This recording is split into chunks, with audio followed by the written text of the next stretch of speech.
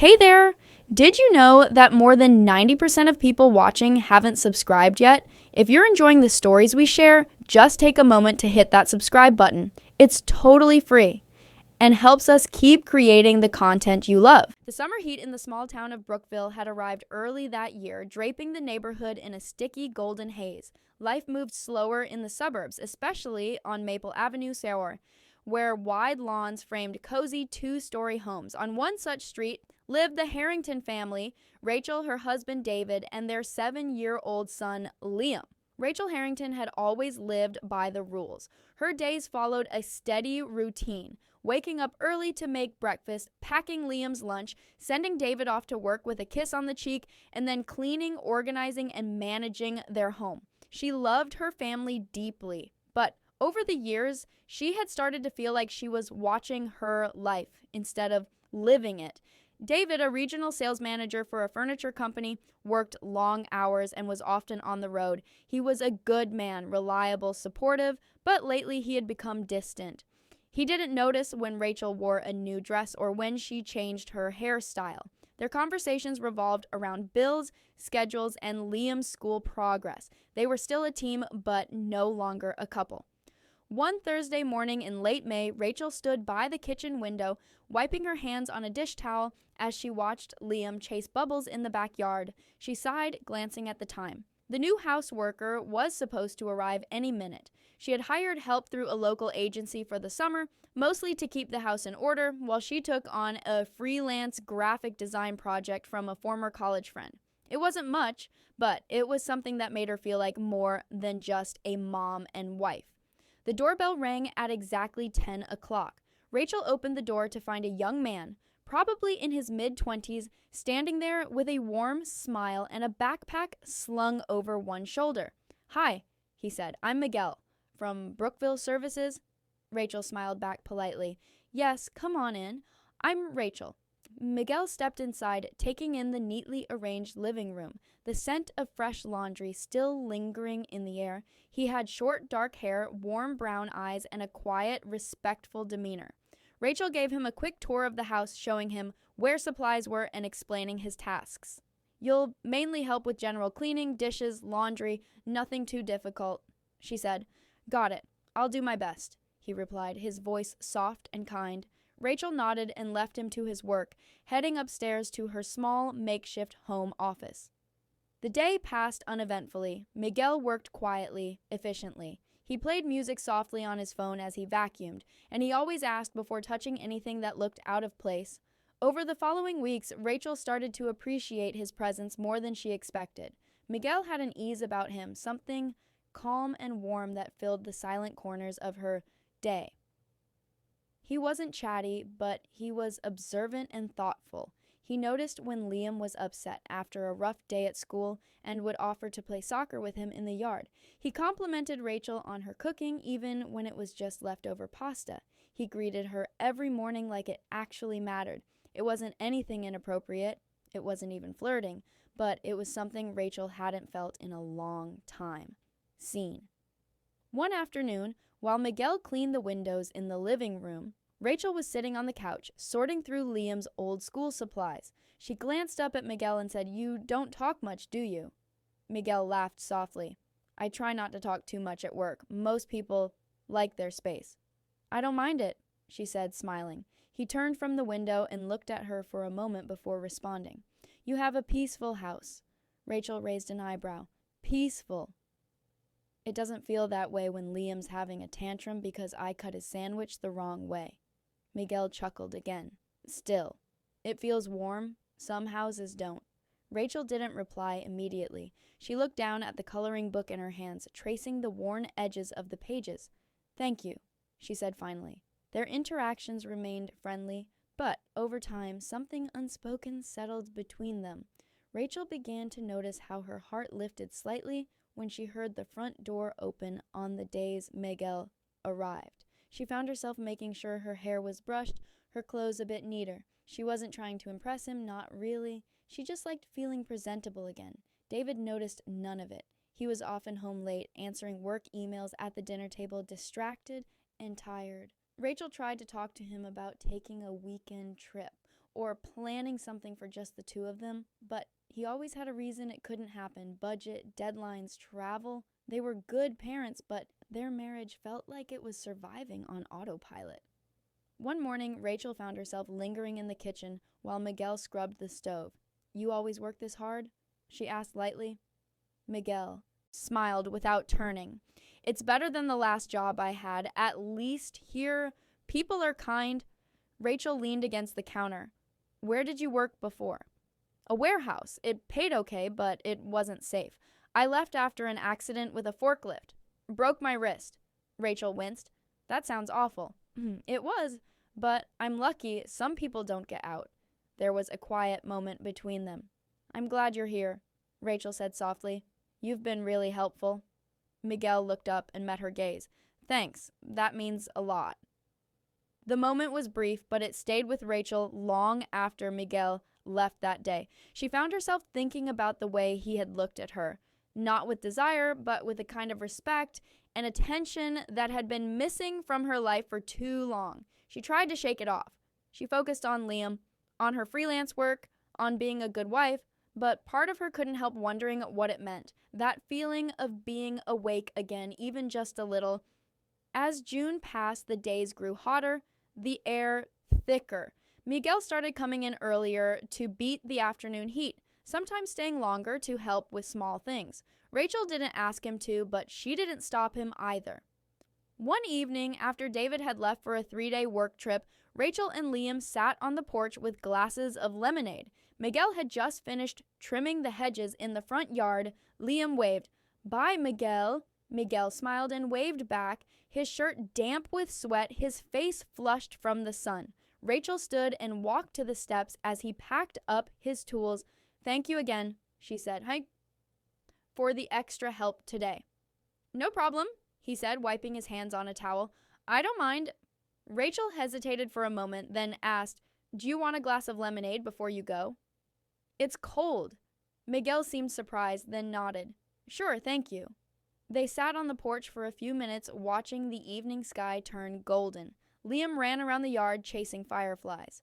"It's beautiful here," Miguel said. Rachel nodded. "It is. I just forget sometimes."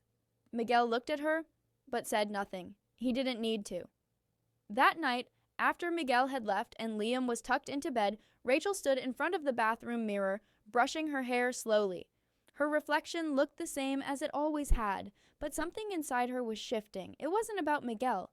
Not really. It was about everything she'd lost track of, her confidence, her passion, her sense of being more than just a role. She felt it now. In the quiet gestures, in the way someone had reminded her she mattered. She didn't know what would happen next. She wasn't planning anything, but for the first time in years, she felt the stirrings of change, and sometimes that's where all stories begin. The days rolled by in quiet waves. Rachel noticed the small ways in which her life had started to shift, even though everything on the surface looked the same. Her morning routines still involved making Liam's breakfast, folding laundry, and checking emails for her freelance work. But something had changed inside her, something subtle. Miguel had now become part of her weekly rhythm. He usually came by 3 times a week, and on those days the house felt fuller, more alive. Not because he said much, he didn't, but because of the way he moved through the space. He noticed things, he paid attention, and more than anything, he listened when Rachel spoke. It wasn't something she planned, but gradually their conversations became longer, deeper. They began over cups of iced coffee or small breaks between chores. They weren't inappropriate, and they never crossed any obvious lines, but they lingered in the quiet corners of her thoughts. Miguel had grown up in a different town just over the state line. He talked about his younger sister, who was finishing nursing school, and about how he worked through high school to help his mom cover rent. Rachel, in turn, told him about her college years, about how she had once dreamed of starting her own design studio before life took another path. "Why didn't you?" Miguel had asked one day, as he wiped down the kitchen counters. Rachel paused before answering. "It just didn't seem practical. Then I met David, we got married, had a Liam. You know how it goes. One step turns into another, and suddenly you're 10 years down the road." Miguel nodded. "Doesn't mean the dream's gone, though." She looked at him and smiled faintly. Number, I suppose it's just sleeping. That evening, Rachel found herself sketching on her iPad again. Not for work, not for a client, just for herself. It felt unfamiliar, but good, like trying on an old jacket you forgot you loved. David, meanwhile, remained preoccupied. His work had picked up, and he spent more time away from home than ever. When he was home, he was usually buried in his laptop, taking phone calls during dinner, or scrolling through emails during movie nights with Liam. Rachel had brought it up once, gently. "You've been distracted a lot lately," she said one evening as they folded laundry side by side. David gave a tired smile. "Yeah, sorry, I'm just trying to keep up. Corporate's being unpredictable. We've got new management. I'm hoping things settle soon." Rachel nodded, though she didn't feel reassured. She missed him, but it was a hard thing to admit when he was technically always around, even if his attention wasn't. One Saturday, in late June, Miguel came by to help with a leaky faucet in the upstairs bathroom. Rachel hadn't asked him to do it, but when she mentioned the issue, he offered without hesitation. David was out of town again for a sales retreat. Rachel watched from the doorway as Miguel worked under the sink, his brow furrowed in concentration. "You could have told me no," she said lightly. Miguel looked up. "It's not a big deal. I used to help my uncle with stuff like this all the time. I just feel bad making you do more than what you're paid for." "You're not. I like helping." He finished tightening the fixture and turned on the water. It ran smoothly. "There," he said, drying his hands. "Good as new." Rachel smiled. "Thank you. Really." They stood in silence for a moment, neither of them moving. Then Miguel stepped back, picking up his small toolbox. "I should get going," he said quietly. Rachel nodded. "Okay." He hesitated in the hallway. "Rachel," she looked up. "I know I'm just the houseworker, and I'm not trying to make anything weird, but if there's ever anything you need, just someone to talk to, I'm around. I mean that." Her throat tightened. She didn't respond right away. Then she nodded. "Thank you, Miguel." He gave her a small, understanding smile and left. That night, Rachel sat on the porch after putting Liam to bed. The cicadas hummed in the trees and the sky was a warm, dusky blue. She thought about everything she had and everything she felt missing. She wasn't unhappy, but she wasn't full either. And it was that quiet emptiness, the kind people didn't talk about, that made everything harder to name. The next few days were a blur of activity. Liam's summer camp started, which gave Rachel some time to focus on her design project. She threw herself into her work, creating logos and layouts with a kind of focus she hadn't felt in years. She stayed up late some nights, sketching at the kitchen table with a cup of tea by her side. Miguel kept coming by, helping out like usual. He never brought up their last conversation, but Rachel noticed the way he paid attention to the mood in the house, how he'd ask if she needed anything or if Liam was doing okay. It wasn't overstepping, it was just care. One morning, as she stood in the backyard watering the plants, Liam came running up with a grin on his face. "Mom, Miguel said he used to build tree houses." Rachel turned to see Miguel standing near the garage, looking slightly embarrassed. "Is that true?" she asked, amused. Miguel shrugged. "My cousins and I built a few when we were younger. Nothing fancy."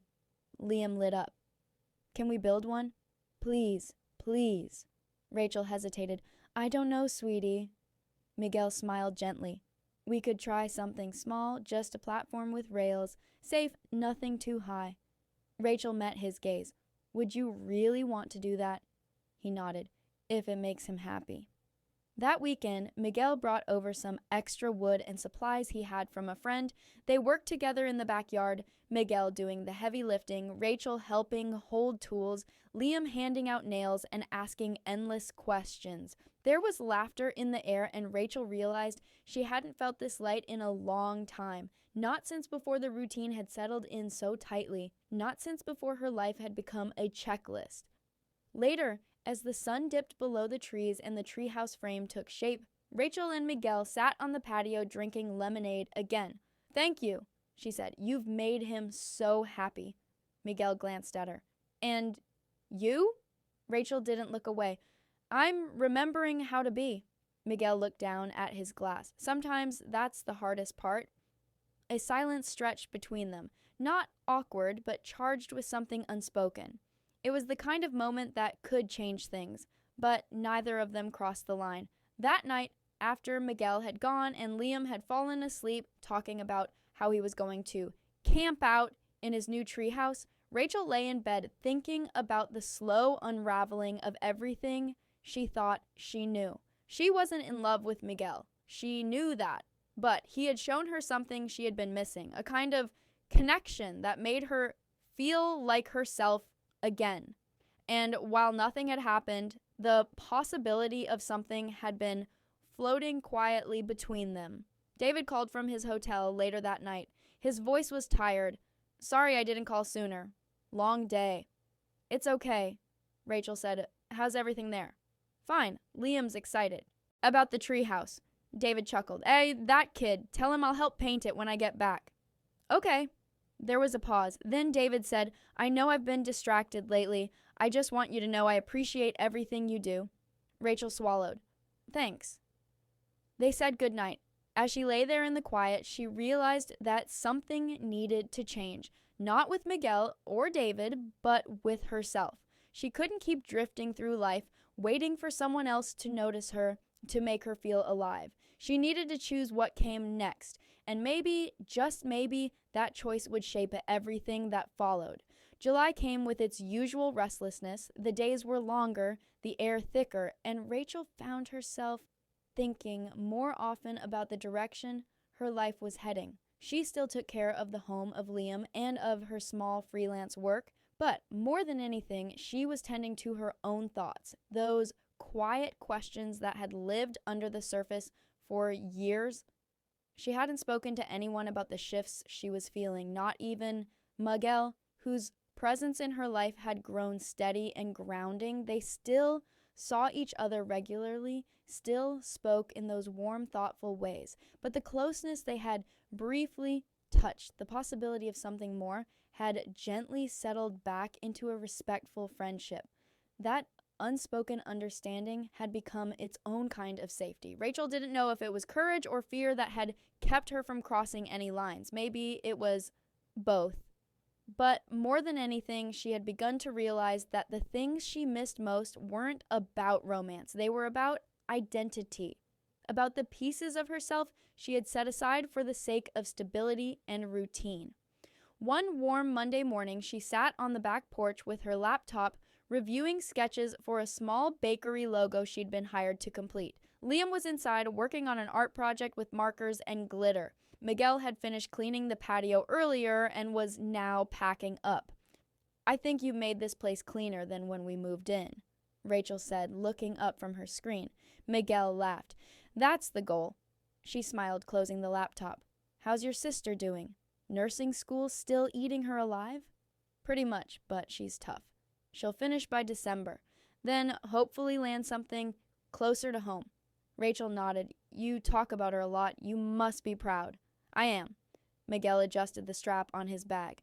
"She's like you, you know, always thinking about everyone else, never putting herself first." Rachel didn't answer right away. She looked out across the yard where the beginnings of the treehouse stood shaded beneath the big maple tree. Liam had started hanging little drawings inside it, calling it his hideout. "I used to think putting myself first was selfish," she said softly. "But lately I've realized it's survival." Miguel's expression was gentle. "You deserve to feel alive, Rachel, not just needed." She looked at him then, really looked, and saw not temptation, but a mirror. Someone who had walked a different road but carried the same weight. Responsibility, loyalty, quiet sacrifice. "I'm trying," she said. "Yup, one piece at a time." He nodded. "That's all anyone can do." They didn't hug or say anything sentimental, but when he walked to his car and waved goodbye, Rachel felt something lift from her chest, not regret, just clarity. That night, when David returned from his latest work trip, Rachel met him at the door. He looked surprised to see her standing there, not busy with a task or distracted by something else. "Hey," he said, stepping inside. "Everything okay?" Rachel gave a small smile. "Can we talk?" He dropped his bags slowly. "Sure." They sat at the kitchen table, the same one where they'd shared 100 dinners, where they'd helped Liam with homework and planned holiday meals. The air felt heavy, but honest. "I've been feeling distant," Rachel said. "From you, from everything." David leaned back in his chair. "Yeah," he admitted. "Me too." She hadn't expected that. She blinked, then said, "You have?" David rubbed a hand over his face. "I know I've been buried in work. It's not fair to you or Liam. I didn't know how to fix it, so I kept pretending everything was fine." Rachel nodded slowly. "I kept pretending too. I thought if I kept going, kept doing everything right, it would come back, the feeling, but it didn't." David looked at her, quiet for a long time. "Is there someone else?" She didn't lie, but she didn't give him the version he feared either. "There's no affair, but there's someone who reminded me how it feels to be seen. And I realized how long it's been since we really looked at each other." David closed his eyes for a moment, breathing deeply. "I don't blame you. I should have been more present." Rachel reached across the table, not to hold his hand, but to ground the moment. "We're not broken, but we're not okay either, and if we're going to fix it, we both have to want to." He looked up. "Do you still want to?"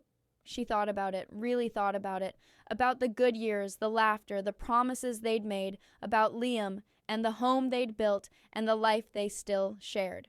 "I do," she said, "but I don't want to go back to the way things were. I want something better for both of us." David nodded slowly. "Me too."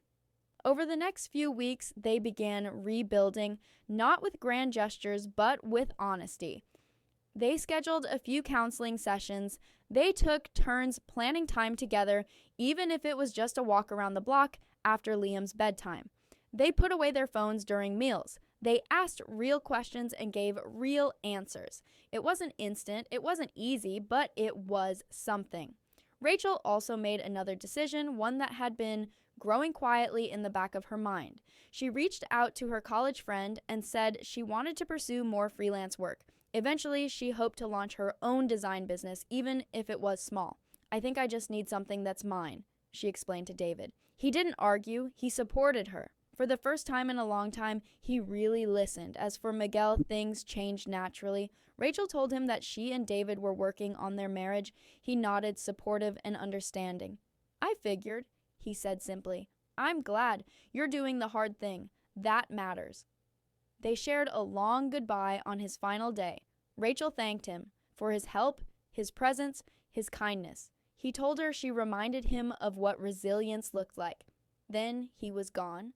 Months passed. Summer turned into fall, and then winter approached. The treehouse remained in the backyard, now painted and decorated with Liam's touches. Rachel's home office expanded into a real workspace.